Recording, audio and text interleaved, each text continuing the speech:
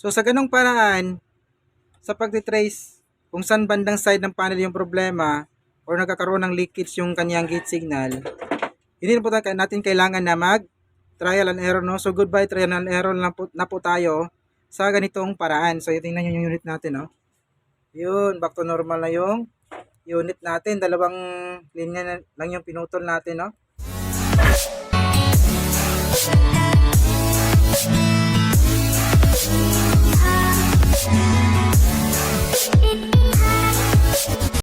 So yan naman ang araw sa lahat mga paps. May bago tayong video dito or bagong gagawin, no? Pero ito isang Sony 40 inches ata to. So tingnan natin yung model niya. So dito na yung cover. Bali binuksan na natin to. So yan yung cover, yung model niya is KDL-40W657D. Yan. So yung problema niya is very common sa mga sira ng Sony, no? Okay yung backlight, may walang picture. Naka-dim lang yung unit natin, yung kanyang panel, no? So, ito yung problema niya. Sak natin. Yan, automatic on na to. So, dito sa may mirror. Ayan o, bumukas naman yung backlight. Ayan. Bukas yung backlight pero wala siyang picture. So, very common po ito na problema ng mga itong model ng Sony at sa mga iba pang model ng Sony, no? Ayan. So, ginawa natin is tinanggal natin yung cover dun sa kanyang top board. Kasi nung nag-check tayo, okay naman yung 12 volts na papasok dito sa may top board niya. So, ibig sabihin yan, very common to na problema na dito sa may top board natin or panel yung problema, no? Ayan, so, i-check pa rin natin yung mga supply nito. So, tingnan nyo, ito yung 12 volts galing sa may LVDS cable galing sa may mainboard, no? Kita ba? Ayan, natabunan ito. Ito yung supply. So, meron tayong nasukat 12 volts. So, pwede rin dito. Ito sa may ilalim. Kasi natabunan lang ng ng cover niya. Yung frame pala ng ating mainboard. So, makikita natin dito, meron tayong fuse. So, diyan. Tsaka, ito yung out ng ating fuse. So, tingnan natin dyan. Fuse yun, no? Ayan. Wait. Nag-slide yung. So, yan, mayroon tayong nakuhang 12 volts.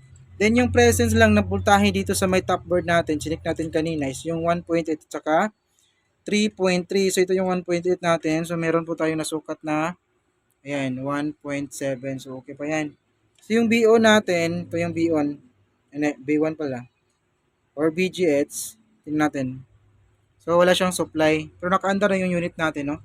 Tsaka, yung iba pang supply dito, yung kanyang B-off. Ayan. Yung kanyang negative 11 volts. Sukatin natin. So, wala pa rin siyang supply. Ayan. So, ibig sabihin yan, DC-DC protect yung top board natin ito. So, ito yung DC-DC natin. Ayan. So, gagawin natin ngayon, very common to na problema bunutin muna natin. So, very common to na problema sa ganitong model ng Sony. So, yung gagawin natin is check natin mag-resistance reading tayo. Dalawang paraan yung mga posibleng gawin natin ito. By tracing kung meron bang leak doon sa kanya mga gate signal or clock. Yan. Dito sa nakalagay dito CKB. So pansin nyo dyan, ano tayong CKB1, hanggang CKB4 at saka mga pares. So, 8 gate signal yung meron tayo dito, no? Tapos TBP. So, set natin yung tester natin sa may wait. Wala. So, yun. Resistance tayo, no? So, 0 yung tester natin. Meron tayong dalawang paraan para matrace natin yung leakage na linya ng ating gate signal. So, unang paraan natin is, body ground natin yung negative ng ating test rod, tapos yung positive, yun yung iti-test natin dito sa kanyang bawat CKB line. So, magsimula tayo dito sa may CKB1. So, sa may CKB1 yung reading niya is mega ohms, 0.7 mega ohms. Ayan. So, lipat ko dito sa may CKB2. So, bale, dito na lang tayo makatutok, tapos medyo, nakakahilo kasi kapag lipat-lipat natin, So, sabihin ko na lang sa may CKB to, off mo natin yung flash kasi against the light. Wait, makita. Ayan. CKB2 tayo, CKB2. Meron tayong nasukat na against the light kasi. Ayan, wait. Nakabang test pad kayo mong makisama. Ayan, klaro na. So, CKB2, ayun, meron tayong nasukat na key ohms. So, ibig sabihin merong leakage yung CKB2 natin. Then, CKB3, ito yung CKB3 natin. Ayun, key ohms rin yung reading. Then, CKB4. CKB4 natin, mega ohms yung reading. Tulad sa may CKB1. Then, yung pares ng ating CKB1, CKBB1, ayun o, key ohms pa rin yung reading. Ayan, kita nyo ba? Ayun o, key ohms yung reading. So, next CKBB2, yun, key ohms pa rin. Saka CKBB3, mega ohms. Then CKBB4, mega ohms. So, meron ding ibang paraan nito na gagawin natin. By pairs po yung gagawin natin, no? CKB1, tsaka pares niya, CKBB1, CKB2, tapos yung pares niya, CKBB2, and so on and so forth. So, una nating iti-test is yung CKB1 at saka CKBB1. So, hanapin natin dito kung saan yung pares ng ating CKB1. So, ito yung CKB1. Tapos, ito naman yung CKBB1. Yan. So, medyo, mahirap lang kasi isang kamay lang yung gamit natin. So, itutok natin sa may CKB1 at saka pares na CKBB1. Ayun, mega ohms yung reading. Then, dito tayo sa may CKB2. CKB2 at saka CKBB2. Ito tayo. Yan kita ba? Yan nakatutok tayo. Wait. Yan nakatutok tayo. So, meron tayong nasukat tayo, no? Key ohms yung reading ng CKB2 at CKBB2 natin. And CKB3 and CKBB3. Wait. Ayan, tutok tayo sa may CKB3, CKBB3. Mega ohms pa rin yung reading. Ayan. So, dito na tayo sa may CKB4 at CKBB4. Wait. Tusukin ko lang muna. Ang hirap. Yan. CKB4 tsaka CKBB4. Yun. Mega ohms yung reading. So, ang gagawin natin ngayon, kasi may nasukat tayong hindi normal, yung CKB2 at saka CKBB2 natin. Yan, no? Ito siya. Wait. Ayan, okay. Ohms yung reading ng CKB2 at CKBB2 natin. So, ang gagawin natin ngayon, cut muna natin yung CKB2 at saka CKBB2 na pares niya. Titingnan natin kung magno-normal ba yung reading niya. Kasi kung nanatili yung reading, kapag naputol natin yung linya ng CKB2 at CKBB2 na papasok sa mic off natin, then ganun pa rin yung reading. So, ibig sabihin yan, dun sa may kabilang side yung may problema na gate signal. So, kapag nag-normal yung reading, naging mega ohms siya, so ibig sabihin, nandito na side yung problema. Short leakage siya. So, ang gawin natin is, cut mo natin yung CKB2 at CKBB2. So, balik tayo pag nakat natin, troubleshoot lang muna natin to para hindi na masyadong mahaba yung video natin. So, ito, continue tayo, no? Ayan. So, zoom in lang natin.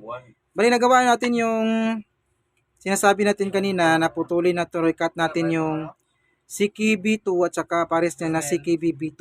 So, ito siya, kita nyo ba yan? Ito yung bakas ng ating pagcutting. So, dalawang linya niya yung pinutol natin. CKB2, then CKBB2 yung pares niya. So, ngayon, mag-check tayo kung nag-normal ba yung resistance. Kasi kapag nag-normal yung resistance natin, so ibig sabihin yan, sigurado na tayo dito na side yung problema. So, wala na po tayong kailangan na trial and error na sinasabi na pag-troubleshoot na trial and error kasi nasiguro na natin kung andito yung problema. So, parang less cutting tayo, no?